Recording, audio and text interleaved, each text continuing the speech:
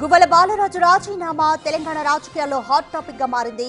గువ్వల రాజీనామాతో గతంలోని ఎమ్మెల్యేల కొనుగోలు అంశం మళ్లీ తెర మీదకొచ్చినట్లు తెలంగాణ రాజకీయాలలో చర్చ జరుగుతోంది.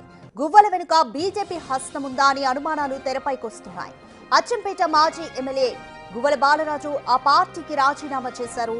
ఈ మేరకు పార్టీ చీఫ్ కేసీఆర్ కు రాజీనామా లేఖను పంపించారు. బీజేపీలో చేరాలని ఆయన నిర్ణయించుకున్నట్లుగా వార్తలుస్తున్నాయి. ఈ నెల 9న గువ్వల బీజేపీ గూటికి చేరే ఛాన్స్ ఉందన్న చర్చ సాగుతోంది. తెలంగాణ ఉద్యమం నాటి నుంచి బీఆర్ఎస్ లో కొనసాగారు గువ్వల.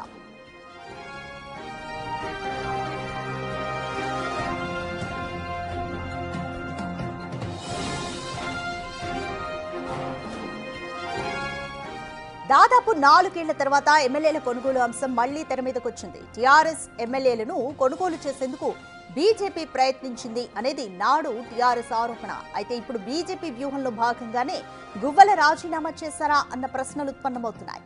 ఇప్పటికే బీజేపీలో జాయిన్ అవుతున్నట్లుగా గువ్వల లీకులు ఇవ్వడంతో ఆరోపణలకు బలం చేకూరుతోంది.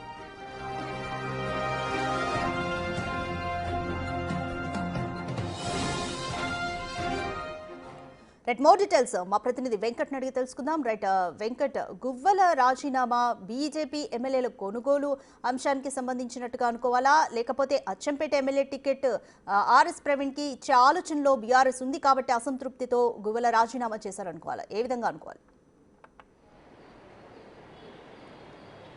ఖచ్చితంగా ఎన్నికలు ఇంకా చాలా దూరం ఉన్నాయి. అచ్చంపేటకు సంబంధించిన అంశంలో ఆర్ఎస్ ప్రవీణ్ కుమార్కు ఇస్తున్నారనేది ఒకవైపు చర్చ జరుగుతుంది. ఆర్ఎస్ ప్రవీణ్ కుమార్ని అచ్చంపేటలో దించినందుకే గువ్వల బాలరాజు అసంతృప్తితో పార్టీకి రాజీనామా చేశారనేది ఒకవైపు బీఆర్ఎస్ పార్టీలోనే చర్చ జరుగుతుంది. కానీ ఇక్కడ వినూత్నంగా ఇక్కడ మరొకసారి ఫామ్ హౌస్, మొయినాబాద్ ఫామ్ హౌస్కి సంబంధించిన ఎమ్మెల్యేల కొనుగోలు అంశం మరొకసారి తెర మీదకి చాలా స్పష్టంగా అర్థమవుతుంది గువ్వల బాలరాజు రాజీనామాతో.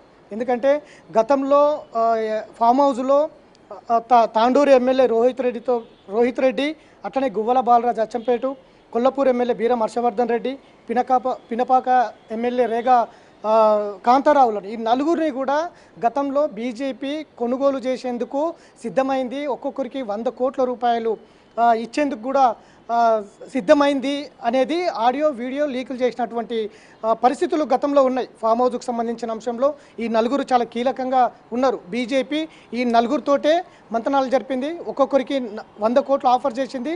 బీఆర్ఎస్ను అస్థిరపరచాలి, బీఆర్ఎస్ను అస్థిరపరిచి బీజేపీలోకి రావాలి, లేదంటే ఈడీ సిబిఐ కేసులు పెట్టి మీ మీద లేనిపోని కేసులు బనాయిస్తామంటూ కూడా భయపెట్టించారనేది గతంలో పెద్ద ఆరోపణ, రాజకీయంగా పెద్ద సంచలనమే రేపింది. దానిపైన కేసీఆర్ ప్రెస్ మీట్ పెట్టడం కావచ్చు, ఇటు బీజేపీ నేతలందరూ కూడా ఇటు బండి సంజయ్ నేరుగా యాదగిరిగుట్టకెళ్ళి సవాల్ విసరడం కావచ్చు, మాకు ఆ కొనుగోలుకు సంబంధించిన అంశంలో ఎలాంటి లేదనేది. ఇట్లాంటి అంశాలన్నీ గతంలో సంచలనం రేపాయి.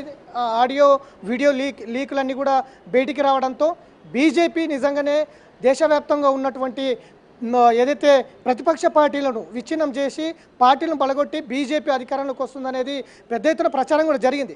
మహారాష్ట్రలో అప్పుడప్పుడే కూడా శివసేన చీలిపోవడం, షిండేల వర్గం, ఇటు ఠాక్రేల వర్గం కావడం, ఇట్లాంటి అనేక అంశాలు అప్పుడు జరుగుతున్నటువంటి నేపథ్యంలోనే ఫామ్ హౌస్ ఎపిసోడ్ కూడా ఉంది.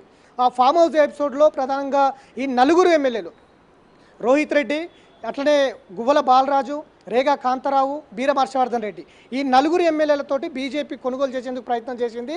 వీరితో పాటు ఇంకొంతమందిని కూడా ప్రయత్నం చేసింది అనేది అప్పుడు పెద్ద సంచలనంగా మారింది. ఇదంతా కూడా ఫోన్ ట్యాపింగ్లో భాగంగానే జరిగింది. ఆ ఫోన్ ట్యాపింగ్లో భాగంగానే ఈ నలుగురు ఫోన్ ట్యాపింగ్లు బయటపడ్డాయి. ఈ నలుగురు కూడా బీజేపీ తీర్థం పుచ్చుకునేందుకు సిద్ధమవుతున్నటువంటి నేపథ్యంలో ఈ ఫోన్ ట్యాపింగ్ల అంశంలోనే ఈ నలుగురు బయటపడడంతో బీఆర్ఎస్ మొత్తం కూడా నలుగురిని మళ్ళీ భయపెట్టించింది. ఆ నలుగురు మళ్ళీ రిటర్న్గా బీజేపీ పైన రిటర్న్ కేసు వేశారనేది కూడా అప్పుడు సంచలనంగా మారింది. ఈ నలుగురు మళ్ళీ బీజేపీ మమ్మల్ని కొనడానికి ప్రయత్నం చేసింది అని చెప్పి మళ్ళీ పోలీసులకు ఫిర్యాదు చేయడం, తర్వాత బీజేపీ నుంచి వచ్చినటువంటి 2 వ్యక్తులను పోలీసులు అదుపులో తీసుకొని విచారించడం, ఇవన్నీ కూడా ప్రాసెస్ జరిగినాయి. ఇప్పటికీ అది ఇంకా పెండింగ్లోనే ఉంది ఆ కేసు అంతా కూడా. కానీ ఇప్పుడు తాజాగా దాదాపు ఒక 3-4 ఏళ్ల తర్వాత మళ్ళీ ఇప్పుడు తెర మీదకి వచ్చింది. ఆ ఎమ్మెల్యే కొనుగోలు అంశంలో గువ్వల బాలరాజు చాలా ప్రధానంగా ఉన్నారు. గువ్వల బాలరాజుతో మరో 3 ఎమ్మెల్యేలు ఉన్నారు. ఇప్పుడు రాజీనామాతో ఆయన బీజేపీలోకి నెల 10వ తారీఖు రోజు బీజేపీ తీర్థం పుచ్చుకుంటున్నట్టుగా కూడా ఆయన స్పష్టం చేసినటువంటి నేపథ్యం ఉంది.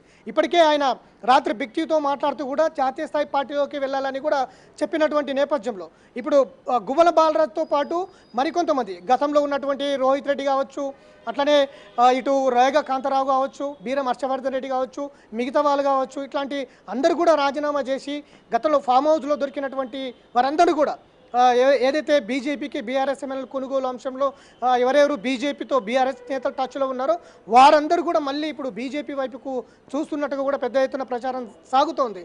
గువ్వల బాలరాజుకు సంబంధించిన అంశంలో రాజీనామా చేసిన తర్వాత మిగతా వారందరూ కూడా బీజేపీ వైపుకు వస్తున్నారనేది చాలా స్పష్టంగా అర్థమవుతుంది. అయితే ఇప్పుడు బీజేపీ వైపుకు వస్తున్నటువంటి సందర్భంలో బీజేపీపై వస్తున్నటువంటి ఆరోపణలు మరొకసారి చర్చ జరుగుతోంది. అసలు బీజేపీ ఫామ్ హౌస్కు సంబంధించిన వారి మీద మళ్ళీ ఫోకస్ పెట్టిందా, అసలు ఏం జరుగుతుంది, బీజేపీ గతంలో భయపెట్టించడాలు లేదంటే ఈ డబ్బులు ప్రలోభాలకు గురి చేయడాలు ఇట్లాంటివన్నీ జరిగాయి అనేది ఆడియో వీడియో లీకులు చేసినటువంటి నేపథ్యం ఉంది. కాబట్టి ప్రభుత్వాలను పడగొట్టడాలు ఇవన్నీ కూడా గతంలో జరిగినాయి అనేది ప్రచారం సాగింది. అది తెలంగాణలో చాలా స్పష్టంగా ఆడియో వీడియో లీకేజీలు అయిన తర్వాత బీజేపీ పైన గతంలో వచ్చినటువంటి ఆరోపణలు మరింత పెద్ద వచ్చినటువంటి నేపథ్యం ఉంది. సో ప్రభుత్వాలను కూలగొట్టడము ఇట్లాంటివన్నీ ఎలిగేషన్సే, కానీ తెలంగాణలో ఆడియో వీడియో లీకేజీల తర్వాత అది దానికి బలం చేకూర్చాయి. సో ఇప్పుడు బీజేపీ కూడా అదే పని చేస్తుందా? ఇప్పుడు బీజేపీలకు వచ్చేందుకు గతంలో ఎవరైతే ఈ ఎమ్మెల్యేల కొనుగోలు అంశం బీజేపీకి పెద్ద ఎత్తున డ్యామేజ్ చేసింది. గతంలో ఎన్నికలకు ముందు అధికారంలోకి వచ్చే ముందు ఈ ఎమ్మెల్యేల కొనుగోలు అంశం బీజేపీకి డ్యామేజ్ చేసింది. బీజేపీ అధికారంలో రాకుండా అడ్డుకున్నది అనేది కూడా బీజేపీ అంచనా వేయగలిగింది. సో ఇప్పుడు మళ్ళీ ఆ డ్యామేజ్ని పూర్తి చేసుకునేందుకు బీజేపీ ఏమైనా ప్రయత్నం చేస్తుందా, వీరందరినీ ప్రలోభాలకు గురి చేస్తుందా, లేదంటే గువ్వల బాలరాజు వెనుక బీజేపీ హస్తం ఉందా, మిగతా ఎమ్మెల్యేల కొనుగోలు అంశంలో ఈ నలుగురితో ఏదైతే గతంలో ఆడియో వీడియో లీకేజీలో ఉన్నటువంటి నలుగురితో మళ్ళీ ఏమైనా మంతనాలు జరిపిందా అనేది ఇప్పుడు పొలిటికల్ సర్కిల్లో చర్చ జరుగుతున్నటువంటి నేపథ్యం ఉంది. ఒకవైపు ఆపరేషన్ కమలం ఆ పేరుతో పార్టీ బలోపేతం కోసం ఒకవైపు పార్టీ ప్రయత్నం చేస్తుంది. ఇప్పటికే రాష్ట్ర వ్యాప్తంగా నూతన అధ్యక్షుడు రాష్ట్ర పర్యటనలు చేస్తున్నారు. బీజేపీ బలోపేతం కోసం, శ్రేణుల సన్నద్ధం కోసం ప్రయత్నాలు జరుగుతూ ఉన్నాయి. సో ఇప్పుడు గువ్వల బాలరాజు రాజీనామాతో మరోసారి ఎమ్మెల్యేల కొనుగోలు ఎపిసోడ్ తెర మీదకి వచ్చిందని చాలా స్పష్టంగా చర్చ జరుగుతుంది. వారితోటి బీజేపీలో ఎవరైతే ఎమ్మెల్యేలుగా ఎంపీలుగా పోటీ చేసినటువంటి మాజీలందరినీ కూడా బీజేపీ వైపుకు తీసుకునేందుకు ప్రయత్నాలు జరుగుతున్నాయి అనేది కూడా ఒకవైపు చర్చ జరుగుతున్నటువంటి పరిస్థితులు ప్రస్తుతం బీజేపీలో నడుస్తున్నాయి.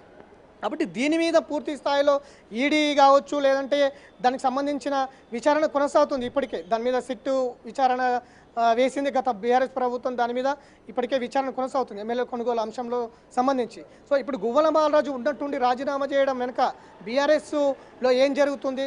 ఇప్పుడు బీజేపీ కావాలనే వారితో రాజీనామాలు చేయిస్తుందా? గతంలో ఆడియో వీడియో లీకేజీలో ఉన్నటువంటి ఏదైతే భయాలకు గురి చేయడం కావచ్చు, డబ్బులకు ప్రలోభాలకు గురి చేయడం కావచ్చు, అవన్నీ చాలా స్పష్టంగా ఆడియోలు బయటపెట్టినటువంటి పరిస్థితులు ఉన్నాయి.